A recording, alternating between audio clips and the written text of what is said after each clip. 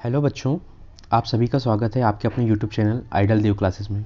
बच्चों, आज हम कक्षा 10वीं सामाजिक विज्ञान के जो प्रश्न बैंक राज्य शिक्षा केंद्र ने उपलब्ध कराए हैं, उसमें जो प्रश्नोत्तर हैं या सही विकल्प हैं, उनके बारे में हम चर्चा करेंगे और उनसे रिलेटेड जो भी क्वेश्चंस आएंगे उसके बारे में हम जानेंगे। ये हमारी सीरीज रहेगी जिसमें हम इतिहास विषय, समकालीन भूगोल, लोकतांत्रिक राजनीति और आर्थिक विकास की समझ, ये जितने भी आपके सामाजिक विज्ञान खंड से रिलेटेड विषय हैं, उनको हम एक एक करके आपको वीडियो मतलब प्रोवाइड करवाएंगे।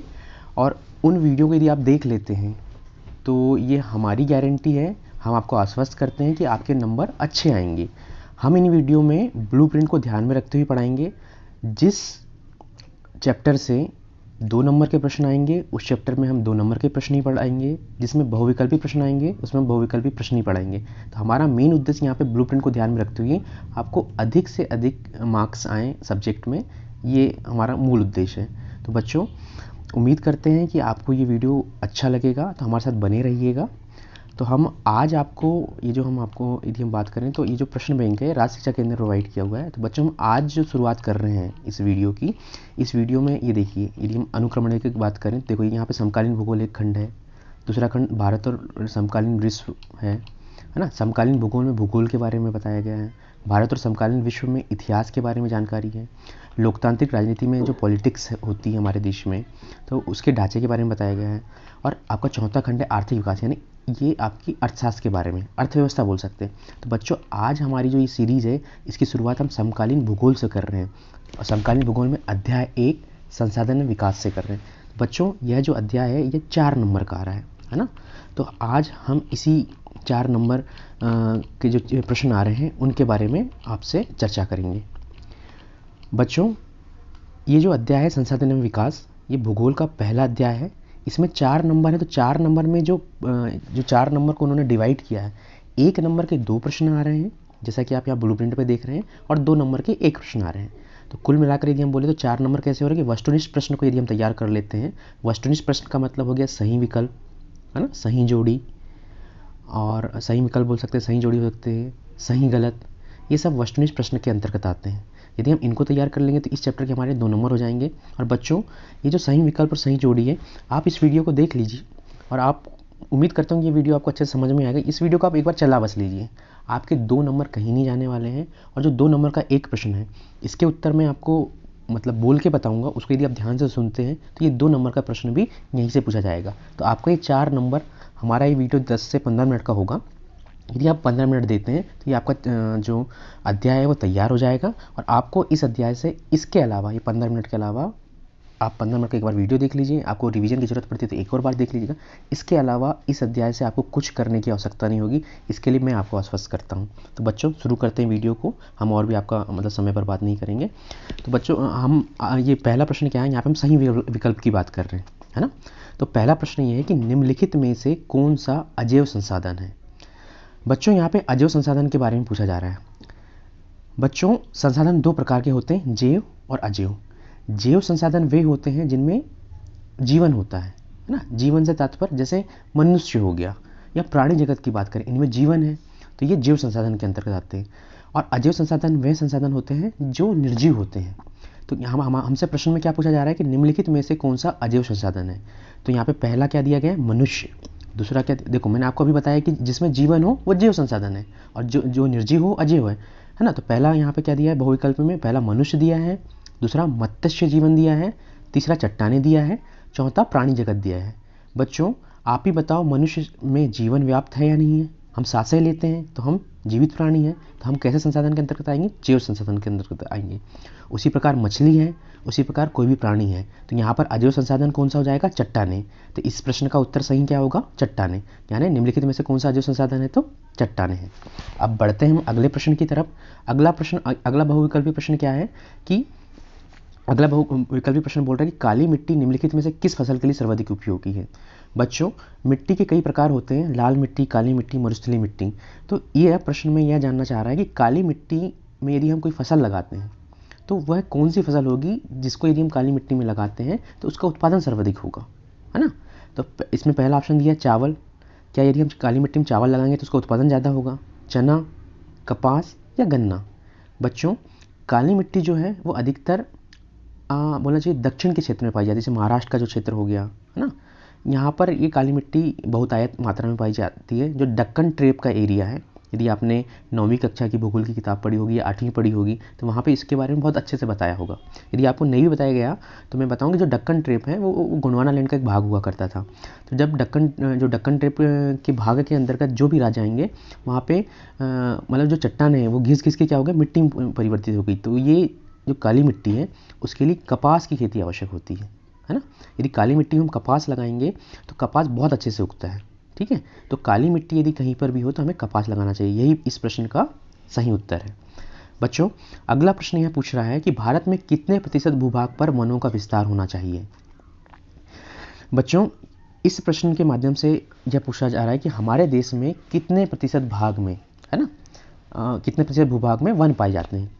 अब यहाँ पे पहला जो ऑप्शन दिया गया है वो है 33%, दूसरा 44%, तीसरा 55% और चौथा 35%। तो बच्चों, हमारे देश में हमारे देश की जो राष्ट्रीय वन नीति है या उसमें भी यह उल्लेख है कि हमारे देश में लगभग 33% भूभाग में वन पाए जाते हैं, है ना। इसका सही उत्तर हो गया 33%।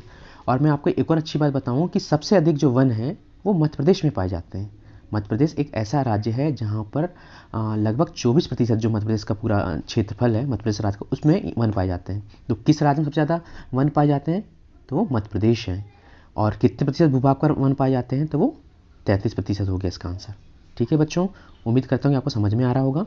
पढ़ते हैं अगले प्रश्न की तरफ। अगला प्रश्न बहुविकल्पी प्रश्न यह पूछना चाह रहा है कि निम्नलिखित में से किस राज्य में सीढ़ीदार खेती की जाती है? बच्चों, सीढ़ीदार खेती से आशय यह है, सीढ़ीदार खेती तब की जाती है जब मृदा का क्या होने लगता है, जैसे बहुत तेज बहाव से पानी बहते रहता है तो मृदा बहुत तेज़ी से क्या होती है, एक स्थान से दूसरे स्थान की तरफ जाती है। तो उसके बहाव को रोकने के लिए, क्योंकि जो मृदा की ऊपरी परत रहती है ना बच्चों, वो सबसे ज़्यादा उपजाऊ होती है। यदि वो परत बह के नदी नाले में चलेगी तो फिर वो मिट्टी की उर्वरकता बचती नहीं है। इसलिए बहुत सारे राज्यों में क्या की जाती है, मतलब ऐसे राज्य जहाँ पर मृदा अपरदन बहुत तेज़ी से होता है वहाँ सीढ़ीदार खेती की जाती है। तो उम्मीद करता हूँ कि आपको सीढ़ीदार खेती का मतलब समझ में आया होगा। प्रश्न ये पूछना चाह रहा है कि सीढ़ीदार खेती कहाँ की जाती है। तो पहला उन्होंने ऑप्शन दिया है पंजाब, दूसरा हरियाणा, तीसरा उत्तर प्रदेश के मैदान और चौथा उत्तराखंड। बच्चों, उत्तराखंड यदि आपने यदि भारत का नक्शा देखा होगा तो आप उत्तराखंड को एक पहाड़ी राज्य के रूप में जानते होंगे, जिसकी भौगोलिक, यदि हम उसके भूगोल को देखें या उसकी भौगोलिक संरचना को देखें तो ये उत्तर प्रदेश के ऊपर की तरफ है, यानी हिमाचल प्रदेश के बाजू में है। तो वो पहाड़ी क्षेत्र में है तो वहाँ पे वर्षा भी बहुत तेज़ी से होती है, तो मिट्टी का कटाव भी बहुत तेज़ी से होता है। उस कटाव को रोकने के लिए उत्तराखंड में सीढ़ीदार खेती की जाती है। और ये सिर्फ उत्तराखंड में नहीं की जाती, ये पूर्वोत्तर के क्षेत्रों में भी की जाती है ना। तो इस बात का आप ध्यान रखिएगा। तो इस प्रश्न का सही उत्तर क्या हो गया, इस बहुविकल्पी का उत्तराखंड हो गया। बढ़ते हैं अगले प्रश्न की तरफ। अगला प्रश्न है, जौहरी ऊर्जा निम्नलिखित में से किस प्रकार का संसाधन नहीं है? यहाँ पर यह पूछ रहा है कि जौहरी ऊर्जा निम्नलिखित में से किस प्रकार का संसाधन नहीं है। अब जौहरी ऊर्जा क्या होती है बच्चों?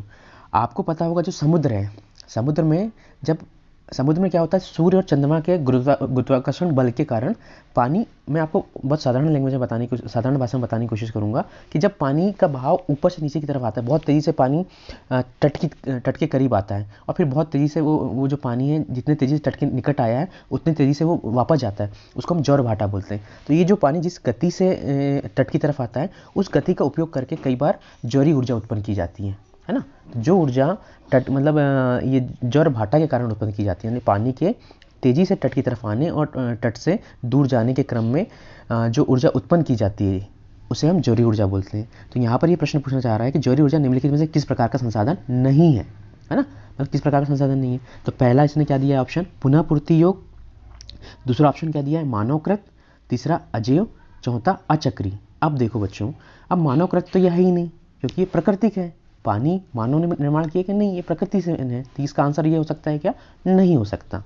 अजेय, मैंने आपको प्रश्न क्रमांक 1 जब हम बहुविकल्पी प्रश्न कर रहे थे तो उसमें बताया था कि जैव और अजेय में क्या अंतर। अजेय का मतलब क्या है कि वो निर्जीव है, इसका संबंध इससे नहीं हो रहा है ना, मतलब ये अलग ऑप्शन दे दिया है। और चौथा ऑप्शन क्या दिया, अचक्रीय।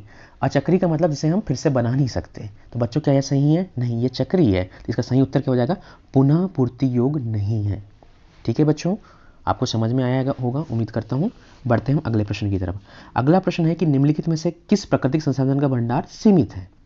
बच्चों इस प्रश्न में ये पूछ रहा है कि जो प्राकृतिक संसाधन है ना, मतलब बहुत सारे प्राकृतिक संसाधन क्या क्या जाएंगे।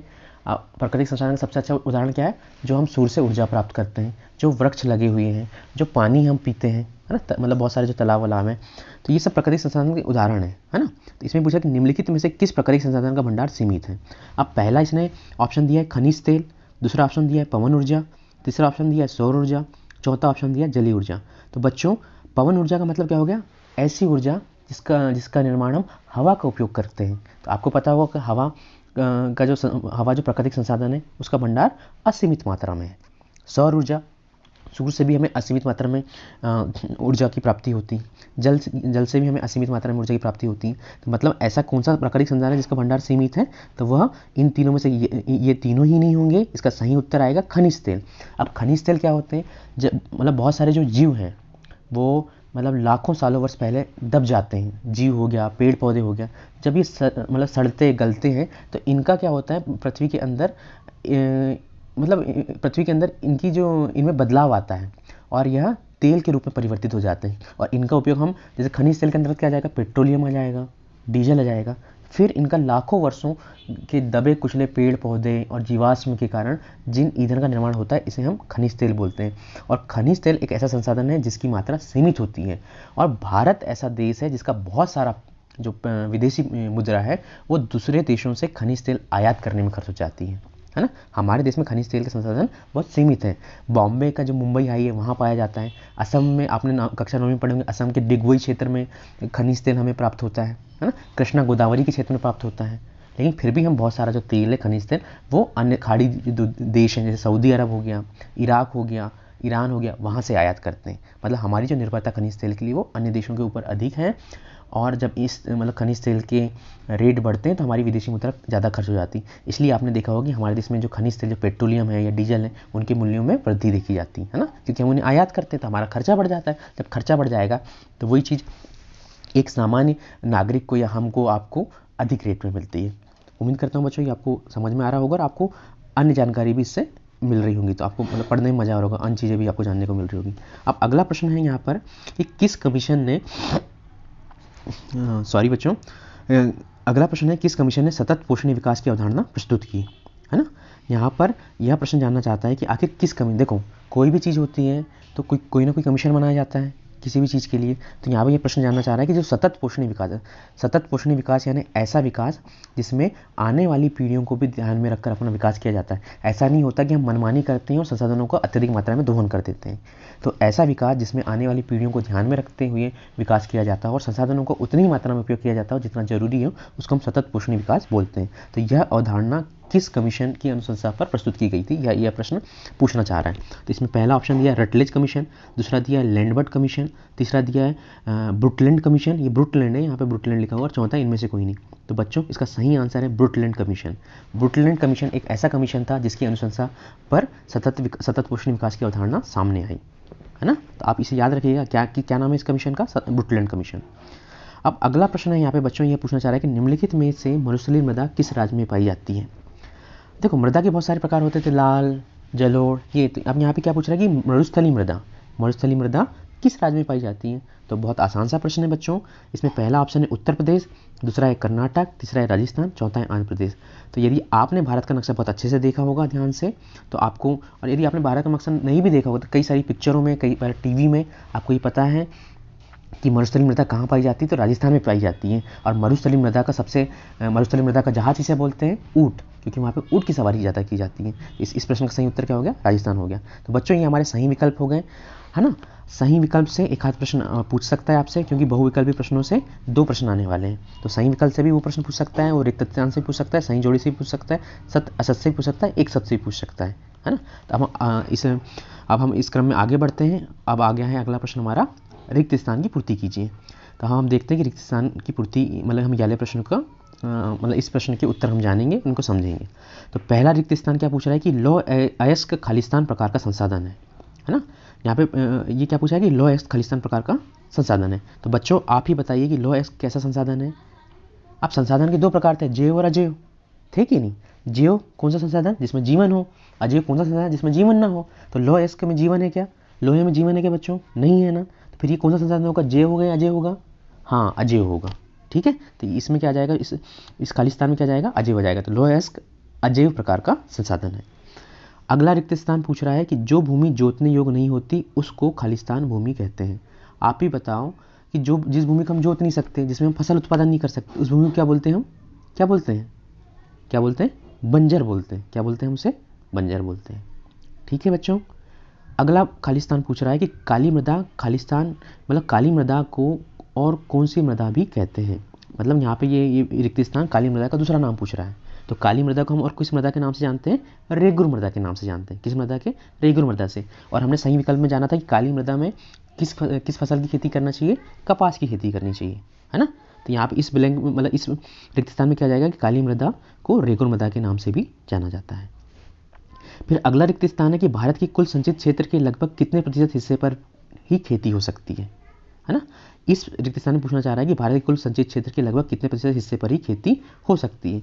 मतलब ये जानना चाह रहा है कि भारत का क्षेत्रफल बहुत बड़ा है, उसमें भी बहुत मतलब कुछ क्षेत्र सिंचित है। सिंचित क्षेत्र ऐसा जिसमें हम तालाब से सिंचाई कर सकते हैं, हम कुएं से सिंचाई कर सकते हैं, तो ऐसे क्षेत्र को सिंचित क्षेत्र कहते हैं। अब हर सिंचित क्षेत्र में तो खेती नहीं की जाती होगी, तो यह ब्लैंक जानना चाह रहा है कि कितने प्रतिशत सिंचित क्षेत्र में खेती की जाती है। लगभग बोल रहे हैं, तो इसका आंसर क्या हो जाएगा? लगभग 54%। कितना बच्चों? 54, या इसे हम बोल सकते हैं 54, है ना। तो आप याद रखिएगा, ऐसे मतलब 54% हिस्सा ऐसा है भूमि का जिसमें हम सिंचित क्षेत्र का जिसमें हम खेती कर सकते हैं। अगला रिक्त स्थान है कि देश के कुल क्षेत्रफल का 43% भू क्षेत्र खालिस्तान क्षेत्र है ना। अब ये भी जानना चाह रहा है कि हमारे भारत देश का जो मतलब पूरा संपूर्ण क्षेत्रफल है उसके 43% भू क्षेत्र में क्या पाया जाता है? पठार पाए जाते हैं, पहाड़ पाए जाते हैं, मैदान पाए जाते हैं या रेगिस्तान है। तो बच्चों, भारत का जो कुल क्षेत्रफल है उसके 43% भू क्षेत्र में क्या पाए जाते हैं? तो मैदान पाए जाते हैं। मध्य प्रदेश जो राज्य है वो किस क्षेत्र के अंतर्गत आता है? तो मैदान क्षेत्र के अंतर्गत आता है। ठीक है, उत्तर प्रदेश किसके अंतर्गत आता है? मैदान क्षेत्र के अंतर्गत आता है। लेकिन यदि हम बात करें उत्तराखंड की बात करें, हम बात करें हिमाचल प्रदेश की, तो ये पहाड़ी क्षेत्रों के अंतर्गत आते हैं। तो इस रिक्त स्थान का सही उत्तर क्या हो जाएगा बच्चों? इस रिक्त स्थान का सही उत्तर हो जाएगा मैदान क्षेत्र। ठीक है बच्चों, तो ये हमारे रिक्त स्थान भी कंप्लीट हो गए। अब हम आगे बढ़ते हैं, आगे बढ़ते हुए हम चलते हैं सही जोड़ी के ऊपर। तो यहाँ पर अब हम सही जोड़ी मिलाएंगे, है ना। अब यहाँ पे एक तरफ क्या दिया हुआ है? मतलब यहाँ पे 2 कॉलम बने हुए हैं। अब इनमें एक कॉलम में नाम दिया गया है, उसको हमको अन्य कॉलम से मिलान करना है। ठीक है बच्चों, तो पहला क्या है? विकासशील देश, है ना। मैं बच्चों यहाँ पे आपको थोड़ा सा अन्य जानकारी भी देते जाऊँगा ताकि आपकी समझ विकसित हो। यहाँ पे हमारा उद्देश्य सिर्फ आपको रटाना नहीं है, हमारा उद्देश्य यह है कि आप इस वीडियो को देखें तो आपको ये पता चल जाए कि विकासशील देश क्या होते हैं। मैं मतलब आपको हम रटाना नहीं चाहते हैं, हम आपके मतलब आपको हमें चाहते हैं कि आप इस वीडियो लेक्चर के माध्यम से खुद नई नई चीज़ें सीखें, मतलब आपके अंदर अंडरस्टैंडिंग डेवलप हो, मतलब समझ पैदा करना चाहते हैं इस वीडियो के माध्यम से। समझ के साथ साथ आपको आंसर भी याद हो जाए, ये हमारा मूल उद्देश्य है इस वीडियो को बनाने के पीछे। और इसका फ़ायदा आपको आपके पेपर में जो होने वाले हैं उसमें मिले। ठीक है बच्चों, तो यहाँ पर पहला है विकासशील देश। यहाँ पर अब विकासशील देश का मतलब होता है कि मतलब विकासशील देश से तात्पर्य ऐसे देश से है जो मतलब अभी अपने विकास की गति में है ना। विकास की गति से तात्पर्य कि जैसे मान लीजिए कि भारत है, भारत में क्या है? भारत अभी मतलब भारत की जो गिनती विकासशील देशों में होती है, भारत हो गया, चाइना हो गया, मतलब जहाँ पर अभी भी बहुत सारे जहाँ पे मतलब पूरे तरीके से मतलब विकास नहीं हो पाया, अभी भी बहुत सारी जनसंख्या कृषि के ऊपर निर्भर है ना।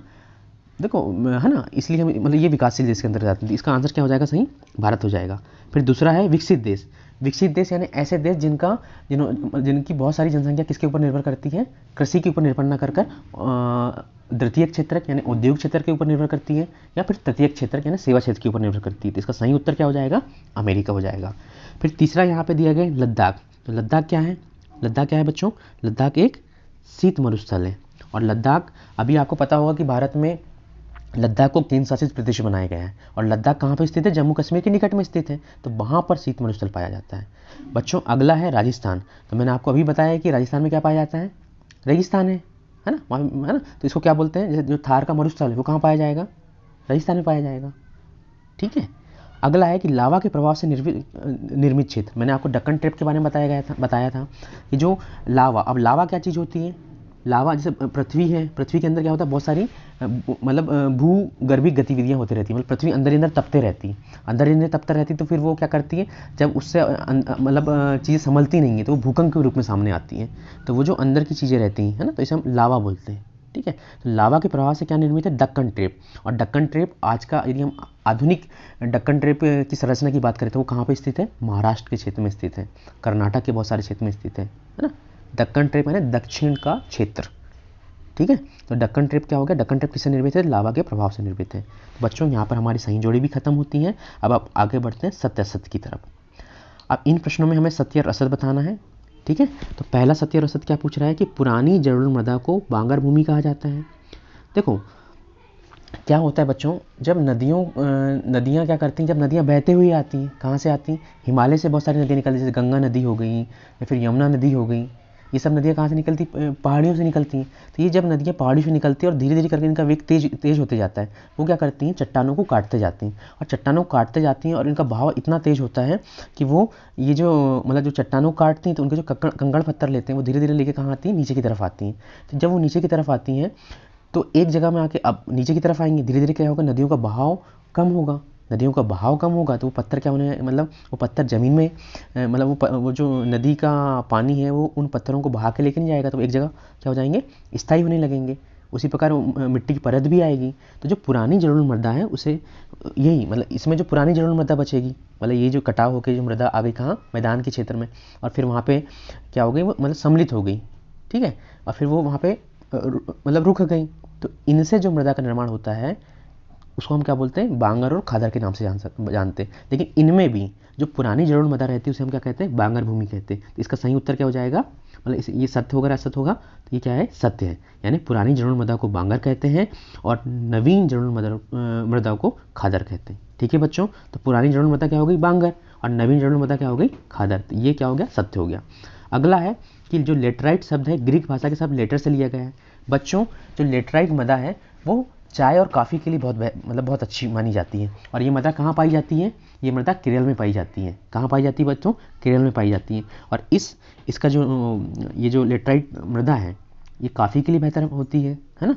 और इस मृदा में जो ये शब्द बना हुआ है लेटराइट, यह जो ग्रीक भाषा है, ग्रीक कहाँ की भाषा है, यूरोप का एक देश था ग्रीक, वहाँ की जो भाषा थी ग्रीक भाषा, उस भाषा के आधार पर इस मृदा का नामकरण किया गया है लेटराइट। तो ये जो ग्रीक भाषा का शब्द लेटर है उससे लिया गया है। तो ये सत्य है या असत्य है बच्चों, ये बात सत्य है। ठीक है बच्चों, अगला सत्य असत्य की तरफ बढ़ते हैं। सेल और धातुएं जैविक संसाधन है क्या। बच्चों जैसा कि मैंने आपको पहले भी बताया था, जैविक संसाधन वे संसाधन होते हैं जिनमें जीवन होता है। तो आप ही बताओ, जो आपकी घड़ी की सेल हैं, आपके घर में मतलब मान लीजिए कि कूलर पाया जाता है या अलमारी पाई जाती है, ये धातुएं हैं, इनमें क्या जीवन होता है क्या, नहीं होता। ये सांस लेती हैं क्या, नहीं लेती। फिर इसका उत्तर क्या हो जाएगा, सत्य असत्य, इसका उत्तर आएगा असत्य है बात। मतलब सेल और धातुएं जैविक संसाधन है क्या, नहीं, ये अजैविक संसाधन है बच्चों। तो बच्चों अगला सत्य असत्य हम देखते हैं कि पंजाब और हरियाणा में 80% भूमि पर खेती होती है। तो बच्चों पंजाब और हरियाणा ऐसे राज्य हैं हमारे देश के जिन्होंने हरित क्रांति के समय भी बहुत ज़्यादा उत्पादन किया, और सबसे ज़्यादा फायदा किन्हीं राज्यों को मिला हरित क्रांति का, तो पंजाब और हरियाणा ही थे। तो वहाँ पर 80% से अधिक खेती की जाती है, और ये मतलब गेहूँ के अत्यधिक उत्पादक क्षेत्र भी हैं। तो इसका उत्तर सत्य आएगा। अगला सत्य असत्य की तरफ बढ़ते हैं बच्चों। अगला सत्य असत्य यह पूछ रहा है कि जहाँ एक कृषि वर्ष या उससे कम समय में खेती ना की गई हो उसे शुद्ध बोया गया क्षेत्र कहते हैं क्या। मतलब ऐसी कृषि भूमि जहाँ पर हमने जैसे एक बार रबी मतलब एक वर्ष में रबी और खरीफ की फसल नहीं उगाई हो, या उससे कम समय में हमने खेती की गई हो, तो उसे हम शुद्ध बोया गया क्षेत्र कहेंगे क्या। तो इसका उत्तर हो जाएगा बच्चों असत्य। कम से कम एक साल में 2 फसल, यदि किसी ने एक साल से अधिक खेती की गई हो उसे हम शुद्ध बोया गया क्षेत्र कहते हैं। तो बच्चों हम आगे की तरफ बढ़ते हैं। अब आगे हम एक शब्द या वाक्य में उत्तर जो देने हैं हमें, मतलब हमसे प्रश्न पूछे गए हैं उनके उत्तर हमें एक शब्द या वाक्य में देने हैं। तो पहला प्रश्न है बच्चों कि भारत का कुल भौगोलिक क्षेत्रफल कितना है। तो बच्चों भारत का कुल भौगोलिक क्षेत्रफल 32,87,263 वर्ग किलोमीटर है। ठीक है बच्चों, कितना है, 32,87,263 वर्ग किलोमीटर। ठीक है बच्चों, अगले प्रश्न की तरफ बढ़ते हैं। अगला प्रश्न हमसे पूछ रहा है कि उत्पत्ति के आधार पर संसाधन कितने प्रकार के होते हैं। बच्चों मैंने आपको पहले ही बताया है, उत्पत्ति के आधार पर संसाधन 2 प्रकार के होते हैं। कितने प्रकार के होते हैं बच्चों, 2 प्रकार के होते हैं। ठीक है बच्चों, अगला प्रश्न है कि प्रथम अंतर्राष्ट्रीय पृथ्वी सम्मेलन कहाँ हुआ। बच्चों, हमारे विश्व में क्या मतलब विश्व में आपको भी पता है कि प्रकृति नहीं रहेगी तो हम लोग जीवित रह पाएंगे क्या? नहीं रह पाएंगे। तो प्राकृतिक संसाधनों का संरक्षण करने के लिए बहुत सारे सम्मेलन अंतर्राष्ट्रीय स्तर पर भी किए गए। तो यहाँ पर यह प्रश्न पूछना है कि प्रथम अंतर्राष्ट्रीय पृथ्वी सम्मेलन कहाँ हुआ था। तो बच्चों, प्रथम अंतर्राष्ट्रीय पृथ्वी सम्मेलन 1992 में रियो डी जेनेरियो में ब्राज़ील में हुआ था। ठीक है बच्चों, कहाँ पर हुआ था? 1992 में। एक बार फिर से सुन लीजिए ध्यान से।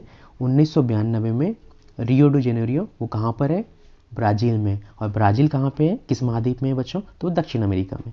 ठीक है बच्चों, तो यहाँ पर हुआ था। उम्मीद करता हूँ कि आप इसे याद रखेंगे। कब हुआ था? 1992 में हुआ था। कहाँ हुआ था? ब्राज़ील के रियो डी जेनेरियो में हुआ था। बच्चों, अगले प्रश्न की तरफ बढ़ते हैं कि देश के क्षेत्रफल का कितना प्रतिशत पठारी क्षेत्र है। बच्चों, यहाँ पर ये प्रश्न पूछ रहा है कि देश का जो कुल क्षेत्रफल है उसके कितने प्रतिशत भाग पर पठारी क्षेत्र पाया जाता है। तो बच्चों, इसका सही उत्तर है 27% भूभाग। मतलब हमारे देश के 27% भूभाग पर पठारी क्षेत्र पाया जाता है। अगले प्रश्न की तरफ पढ़ते हैं बच्चों। अगला प्रश्न पूछ रहा है कि जो मरुस्थलीय मृदा है, बच्चों मरुस्थलीय मृदा कहाँ पाई जाती है? राजस्थान में पाई जाती है, रेगिस्तानी क्षेत्र में पाई जाती है। तो मरुस्थलीय मृदा का रंग कैसा होता है? तो बच्चों, मरुस्थलीय मृदा का जो रंग होता है वो लाल भूरा होता है। कैसा होता है? लाल भूरा होता है। तो बच्चों, यहाँ पर हमारे एक शब्द में उत्तर देने वाले प्रश्न उत्तर भी समाप्त होते हैं। यदि आप शुरू से लेकर आखिरी तक अभी तक का वीडियो करते हैं तो आपके 2 नंबर का जो ये चैप्टर है वो तैयार हो जाएगा, क्योंकि 2 नंबर आपसे सही विकल्प, सत्य एक शब्द में उत्तर और सही जोड़ी से आएंगे। और आप एक बार वीडियो देखेंगे तो आपको ये बहुत आसानी समझ में जाएगा। मैंने अपने स्तर पर बहुत मतलब अच्छे से अच्छा देने की कोशिश की गई है। फिर भी आपको लगता है कि इसमें कुछ सुधार करना चाहिए तो आप हमें कमेंट सेक्शन में बताएं। आपके सुझाव के आधार पर ही हम इस वीडियो को और भी बेहतर बनाएंगे। तो बच्चों, हम आगे की तरफ बढ़ते हैं। हमारे ये इस अध्याय का ये आखिरी प्रश्न होगा। आखिरी प्रश्न इन द सेंस ये कि इसमें हमें 30 शब्दों में उत्तर देना है। ठीक है बच्चों, और ये जो 2 अंक के प्रश्न हैं, हमने जब ब्लूप्रिंट देखे थे चैप्टर शुरू होने में तो हमने देखा था कि 2 नंबर का एक प्रश्न आएगा। तो ये इन प्रश्नों के उत्तर मैं आपको बोल के बताऊंगा, आप ध्यान से सुनिएगा। यदि आप ध्यान से सुनते हैं और इसे आप मतलब 1-2 बार सुन लेंगे तो आपके यहाँ से 2 नंबर क्लियर हो जाएंगे। और यदि ये वीडियो लगभग 25 से 30 मिनट का होगा, क्योंकि इसमें मुझे आपको पूरा इलेबोरेट मतलब आपको मैंने बहुत अच्छे से बताया है, अलग अलग जानकारी देके, ताकि आपकी समझ विकसित हो। यदि आप ये वीडियो देख लेते हैं तो आपके 4 नंबर कहीं नहीं गए हैं। तो इस बात का मतलब ध्यान रखिएगा और अच्छे से सुनिएगा। तो हम ये प्रश्न शुरू करते हैं। पहला प्रश्न है कि भारत में सबसे अधिक कौन सी मिट्टी पाई जाती है और इसका निर्माण किस प्रकार हुआ है। बच्चों, भारत में सबसे अधिक जो मिट्टी है वो जलोढ़ मृदा पाई जाती है। जलोढ़ मृदा। अब जलोढ़ मृदा से ऐसा क्या है, मतलब ऐसी मृदा जिसका निर्माण नदियों के द्वारा चट्टानों को काट के, मतलब जो चट्टानों का कटाव करके जिस मिट्टी का निर्माण किया जाता है ना, जो नदियाँ अपरदन करके लेके आती हैं, तो ऐसी मिट्टी को जलोढ़ मृदा बोलते हैं। और यह भारत में सर्वाधिक मात्रा में पाई जाती है। तो इसका निर्माण कैसे हुआ? नदियों के द्वारा अपरदन करके जो मिट्टी की ऊपरी परत लाई जाती, उससे इसका निर्माण हुआ। और कौन सी मिट्टी सर्वाधिक पाई जाती है? 2 प्रश्न पूछा यहाँ पे इस प्रश्न में। सर्वाधिक मिट्टी कौन सी पाई जाती है? जलोढ़ मृदा। ठीक है, लगभग वो भारत मतलब 44% भूभाग में पाई जाती है। और इसका निर्माण कैसे होता है? नदियों के द्वारा जो मिट्टी का कटाव किया जाता है उसके द्वारा होता है। तो हमारा पहला प्रश्न यहाँ पे हो गया। दूसरा प्रश्न पूछना है कि संसाधनों के अतिदोहन से उत्पन्न कोई 2 समस्या लिखी। बच्चों, आप ही मतलब देखो बच्चों, ये जो प्रश्न है बहुत सामान्य समझ के हैं। यदि आप अपने आसपास के जीवन के प्रति आश्वस्त होंगे तो आप इसके उत्तर आपको पढ़ने या रटने की आवश्यकता नहीं है, ये अपनी समझ के आधार पर आप दे सकते हैं। तो अगला प्रश्न क्या है कि संसाधनों के अतिदोहन से उत्पन्न कोई 2 समस्या बताइए। तो बच्चों, आप ही बताइए, हम संसाधनों का अतिदोहन करेंगे, संसाधन कैसे हो गए? जैसे आप ही बताइए, जो वृक्ष हो गए या पानी हो गया, यदि हम वृक्षों को काटने लगेंगे, है ना, उनको काट के हम लकड़ी का उपयोग करेंगे, तो वृक्षों को काटेंगे तो क्या होगा? वर्षा नहीं होगी, ये एक घाटा हो जाएगा। जब वर्षा ही नहीं होगी तो हमारे पास जल कहाँ से होगा? जब जल ही नहीं होगा तो हम जल से जुड़े हुए कोई भी व्यवसाय नहीं कर सकते। और जल ही नहीं होगा तो जल के बिना, आपने भी कहावत सुनी होगी, जल है तो जीवन है। तो ये सब चीज़ें एक दूसरे से जुड़ी हुई हैं। तो आप यहाँ से 2 पॉइंट निकाल कर लिख सकते हैं कि संसाधनों के अतिदोहन से मानव का जीवन भी मतलब मानव का जीवन संकट में आ जाएगा। और दूसरी बात मतलब एक तरीके से ये बोलना चाहिए कि मानव जीवन को संकट में डालने का काम ये करेगा। ठीक है, और फिर वर्षा नहीं होगी, मतलब सब चीज़ें एक दूसरे से जुड़ी हुई हैं। वृक्ष कट जाएंगे तो मतलब जो पृथ्वी का जो वातावरण वो असंतुलित हो जाएगा। ठीक है बच्चों, ये 2 समस्या हो गई। अगला प्रश्न है कि मृदा अपरदन को रोकने के कोई 2 उपाय लिखिए।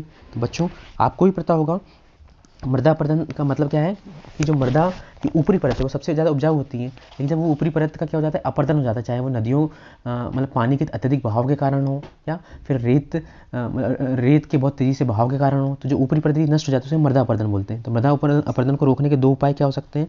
मृदा अपरदन को रोकने के दो उपाय हो सकते हैं कि हम अधिक से अधिक वृक्ष लगाएं, पहला उपाय, मतलब वृक्षारोपण अधिक करें। और दूसरा उपाय क्या हो सकता है कि हम सीढ़ीदार खेती कर सकते हैं, ठीक है। तीसरा उपाय क्या कर सकते हैं, जैसे मरुस्थल का क्षेत्र है तो उसकी जो रेता है उस रेत को, अब क्या होगा, जैसे तेजी से रेता बहेगी तो और भी क्षेत्र मरुस्थलीय क्षेत्र में परिवर्तित होगा, तो उसको रोकने के लिए हम कटीली झाड़ियाँ लगा सकते हैं।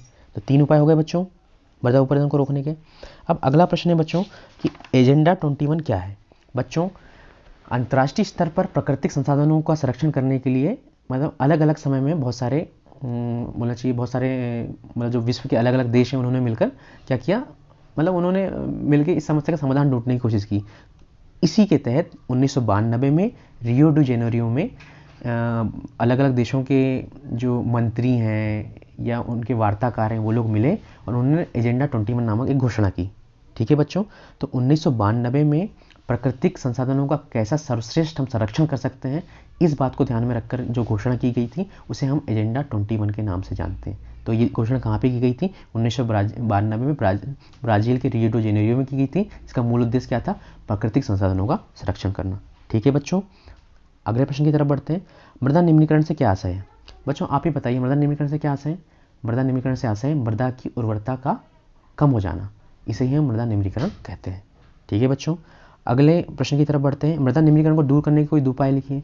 वही उपाय है बच्चों, वृक्षारोपण करना, सीढ़ीदार खेती करना, है ना, और वृक्षों का कटाव कम करना, ये सब चीज़ें मृदा निम्नीकरण को दूर करने के उपाय के अंतर्गत आ सकती हैं। और इसका एक अच्छा आंसर ये भी हो सकता है, या हमें एक और उपाय दे सकते हैं कि लोगों को इन सब चीज़ों के बारे में जागरूक करना, क्योंकि लोगों को पता ही नहीं है कि वो क्या चीज़ कर रहे हैं। यदि लोगों में जागरूकता आ जाएगी तो वो ऐसा काम ही नहीं करेंगे, क्योंकि वो अपना जीवन को संकट में डालेंगे नहीं। लेकिन ठीक है बच्चों, तो ये इसके 2 उपाय हो गए। अगला प्रश्न है बच्चों, मरुस्थलीय मृदा की कोई 2 विशेषता बताइए। बच्चों जैसा कि हमने पहले भी देखा था कि मरुस्थलीय मृदा कहाँ पाई जाती है बच्चों, मतलब राजस्थान में पाई जाती है अधिकतर। अब इसकी 2 विशेषता क्या हो सकती हैं कि इस मृदा में रेत सर्वाधिक मात्रा में पाई जाती है, ठीक है बच्चों। और दूसरी विशेषता ये हो सकती है कि इस मृदा में हम ऐसी फसलों को उगा सकते हैं जिनमें कम जल की आवश्यकता होती है। अब कम जल की आवश्यकता किन फसलों में होती है? उदाहरण के लिए ज्वार, बाजरा, रागी। आप यदि देखोगे तो राजस्थान इन फसलों के उत्पादन के मामले में भारत में सर्वश्रेष्ठ राज्यों में या अधिक उत्पादन करने वाले राज्यों में आता है, ठीक है बच्चों। तो मरुस्थलीय मृदा की 2 विशेषता क्या हो गई कि इसमें रेत अत्यधिक मात्रा में पाई जाती है और ये मृदा कम जल वाले फसलों के लिए अधिक उपयोगी होती है, ठीक है। अगला प्रश्न है बच्चों, चादर अपरदन किसे कहते हैं? यहाँ पर यदि हम बात करें चादर अपरदन की बच्चों, तो चादर अपरदन का तात्पर्य ऐसे अपरदन से, चादर आपने देखा होगा, चादर देखा है ना बिस्तर का, तो यदि कोई अपरदन है, जैसे मिट्टी का जो अपरदन हो रहा है वो बिल्कुल मतलब एक खट्टे बहुत तेज़ी से हो रहा है, इस रूप में हो रहा है, मतलब उसका जो रूप है, उसका जो आकार है वो चादर के फॉर्म में बढ़ रहा है, मतलब एक साथ बहुत तेज़ी से हो रहा है, मतलब छोटे छोटे फॉर्म में नहीं हो रहा, मतलब जो पानी का बहाव है वो बोलना चाहिए बहुत तेज़ी से हो रहा है, वो इस वे में हो रहा है कि एक खट्टे बहुत सारी मिट्टी का अपरदन कर रहा है, इसे हम चादर अपरदन कह सकते हैं बच्चों, ठीक है बच्चों। अगला प्रश्न क्या कह रहा है बच्चों कि बांगर और खादर में कोई 2 अंतर बताइए। तो बच्चों मैंने जब आपसे बातचीत कर रहा था, मैं मतलब पहले उसमें, तो मैंने आपको बताया था कि बांगर किसे कहते हैं, खादर। अब यहाँ पे हमसे 2 अंतर पूछा है बच्चों। जब भी 2 अंतर लिखने की बात आई प्रश्न पत्र में या फिर जब आप उत्तर लिख रहे हो, तो कभी भी क्या करना, 2 लाइन खींचना, एक तरफ मतलब जिनके बीच में अंतर बताना है, तो एक बॉक्स में बांगर लिखना, एक में खादर लिखना, फिर उसके नीचे अंतर बताना। तो बांगर किसको बोलते हैं? पुरानी जलोढ़ अवसादों के निक्षेप से निर्मित उच्च भू आकार की जो मृदा होती है उसे बांगर कहते हैं। मतलब मैंने आपको बताया था बच्चों कि जो जलोढ़ मृदा है वो जब नदियाँ का बहाव तेज होता है तो वो अपने साथ मिट्टी लेके आती हैं, तो वही मिट्टी जब मैदान में आती है तो वो इकट्ठा होने लगती है। तो जो मिट्टी पुरानी पड़ जाती है उसे हम बांगर कहते हैं और जो मिट्टी नवीन रहती है उसे हम खादर कहते हैं, ठीक है बच्चों। तो ये पहला इसका अंतर हो गया। और दूसरा अंतर ये हो गया कि इसका दूसरा अंतर ये हो गया कि इसका जो विस्तार है वो कहाँ पाई जाती है? पंजाब उत्तर प्रदेश में अधिक मात्रा में पाई जाती है, कौन सी? बांगर। जबकि जो खादर है या इसका जो विस्तार है वो पूर्वी उत्तर प्रदेश, बिहार, झारखंड और पश्चिम बंगाल में। तो बांगर कहाँ पाई जाएगी? पंजाब व उत्तर प्रदेश में। और खादर कहाँ पाई जाएगी? बिहार, झारखंड, पश्चिम बंगाल और पूर्वी उत्तर प्रदेश में, ठीक है बच्चों, ये 2 अंतर हो गए। अगला प्रश्न है कि अंतर्राष्ट्रीय स्तर पर संसाधन संरक्षण के लिए कोई 2 प्रयास लिखिए। बच्चों मैंने आपको पहले ही बताया कि अंतर्राष्ट्रीय स्तर पर संरक्षण के लिए बहुत सारे प्रयास किए जाते थे। उनमें से सबसे पहला प्रयास 1992 का ब्राज़ील के रियो डी जेनेरियो में किया गया पृथ्वी शिखर सम्मेलन था। और दूसरे की यदि हम बात करें तो पेरिस जलवायु सम्मेलन है जो 2015 में हुआ, या इसी वर्ष 2021 में इस ग्लासगो में जो शिखर सम्मेलन हुआ जिसे हम COP26 के नाम से जानते हैं। ठीक है, COP26 जो ग्लासगो में हुआ, ये सब अंतर्राष्ट्रीय स्तर पर संसाधन संरक्षण के लिए किए गए प्रयास हैं। तो पहला प्रयास क्या होगा, 1992 का रियो डी जेनेरियो का पृथ्वी शिखर सम्मेलन, और दूसरा क्या हो गया COP26 2021 का ग्लासगो में जो हुआ। ठीक है बच्चों, या पेरिस जलवायु सम्मेलन भी आप बोल सकते हैं। ठीक है बच्चों, अगले प्रश्न की तरफ पढ़ते हैं। मृदा निम्नीकरण के कोई 2 कारण लिखिए। तो मृदा निम्नीकरण के 2 कारण क्या हो सकते हैं बच्चों? मृदा निम्नीकरण के 2 कारण क्या हो सकते हैं बच्चों? मृदा निम्नीकरण के 2 कारण क्या हो सकते हैं कि मतलब अत्यधिक मात्रा में पशुचारण करना या फिर खनन करना, है ना। खनन के कारण हो सकता है, यदि हम खुदाई कर रहे हैं या पशुचारण बहुत ज़्यादा हो रहा है या वनों की कटाई हम बहुत ज़्यादा कर रहे हैं, तो ये सब मृदा निम्नीकरण के कारण के अंतर्गत आ जाएंगे। अगले प्रश्न की तरफ बढ़ते हैं बच्चों। स्वामित्व के आधार पर संसाधनों के विभिन्न प्रकार बताइए। बच्चों यहाँ पर संसाधनों का जो वर्गीकरण है या संसाधनों को जो बांटा गया है वो स्वामित्व के आधार पर बांटा गया है। स्वामित्व से क्या आशा है, यानी उसके ऊपर किसका अधिकार है। स्वामित्व का मतलब क्या हो गया, मतलब संसाधनों पर जिसका अधिकार होगा उसके आधार पर हमें संसाधनों के विभिन्न प्रकार बताना है। तो क्या क्या हो सकते हैं? व्यक्तिगत संसाधन, यानी आपकी गाड़ी होगी तो आपका व्यक्तिगत संसाधन होगा कि नहीं, तो इसके कौन कौन से प्रकार हो सकते हैं? व्यक्तिगत संसाधन मतलब ऐसे संसाधन जिसमें मतलब व्यक्ति विशेष का अधिकार होता हो। जैसे आपके घर में आपकी ज़मीन होगी आपके माता पिता की, वो आपके व्यक्तिगत संसाधन हो गए, या फिर आपकी गाड़ी होगी या आपकी साइकिल होगी, वो व्यक्तिगत संसाधन है। उसी प्रकार सामुदायिक स्वामित्व वाले संसाधन। अब सामुदायिक स्वामित्व वाले संसाधन क्या आ जाएंगे? जैसे खेल का मैदान आ जाएगा, है ना, शमशान भूमि आ जाएगी, तो ये दूसरा प्रकार हो गया। तीसरा क्या हो गया? राष्ट्रीय संसाधन। तो राष्ट्रीय संसाधन क्या हो जाएंगे? जो मतलब राष्ट्र की जो सीमा है, जैसे समुद्र की, जैसे मान लीजिए कि हमारे देश में अब मान लीजिए कि जैसे गुजरात है, गुजरात से मान लीजिए कि 12 नॉटिकल मील क्या होता है, जो समुद्र की दूरी है ना वो नॉटिकल मील में मापी जाती है। तो गुजरात की जो सीमा है या किसी भी राज्य की सीमा से 12 नॉटिकल मील की, कोई भी देश हो, मतलब उस देश की जो सीमा है, कौन सी सीमा? भूमि वाली, उससे 12 नॉटिकल मील की दूरी तक जो भी क्षेत्र समुद्र के अंतर्गत आएगा, उसमें जो भी संसाधन पाए जाते हो, चाहे वो खनिज संसाधन हो या कोई भी हो, वो उस पे उस देश का क्या होता है? अधिकार होता है। ठीक उसी प्रकार 12 नॉटिकल मील से 200 नॉटिकल मील, मैंने आपको क्या बताया कि समुद्र में जो दूरी है वो नॉटिकल मील में मापी जाती है। तो जब वो दूरी 200 नॉटिकल मील से ज़्यादा की हो जाती है तो वो जो क्षेत्र रहता है समुद्र का, उसमें किसी भी राष्ट्र का अधिकार नहीं होता। वो एक साझा संपत्ति होती है जिसमें पूरे अंतर्राष्ट्रीय स्तर पर जितने भी राष्ट्र पाए जाते हैं उनका अधिकार होता है। तो 12 नॉटिकल मील तक देश का अधिकार होता है और 200 नॉटिकल मील से अंतर्राष्ट्रीय। तो बच्चों, स्वामित्व के आधार पर संसाधन 4 प्रकार के होते हैं: व्यक्तिगत संसाधन, सामुदायिक स्वामित्व वाले संसाधन, राष्ट्रीय संसाधन, अंतर्राष्ट्रीय संसाधन। बच्चों, उम्मीद करता हूँ कि यह लेक्चर आपको अच्छा लगा होगा और जितने भी प्रश्नोत्तर मैंने आपको समझाया हूँ वो आपको बहुत ही बेहतर ढंग से समझ में आए होंगे। और यदि आपको ये प्रश्नोत्तर अच्छे समझ में आए होंगे तो हमारे वीडियो को लाइक करें, जो हमारा चैनल है आइडल देव क्लासेस, उसको सब्सक्राइब करना ना भूलें, और अपने जितने भी दोस्त हैं उनसे इस लिंक को अधिक से अधिक मात्रा में शेयर करें। और आपको ऐसा लगता है बच्चों कि इस वीडियो में या कुछ और सुधार करना है तो आप हमें कमेंट सेक्शन में बताएं। आपके जो सुझाव रहेंगे उनके अनुसार ही हम अपने वीडियो को और भी बेहतर बनाने की कोशिश करेंगे। तो बच्चों, हम मिलते हैं अगले वीडियो में अगले अध्याय के साथ। तब तक आप मन लगाकर पढ़ाई कीजिए और जितना बेहतर हो सकता है उतना कीजिए। तब तक के लिए धन्यवाद।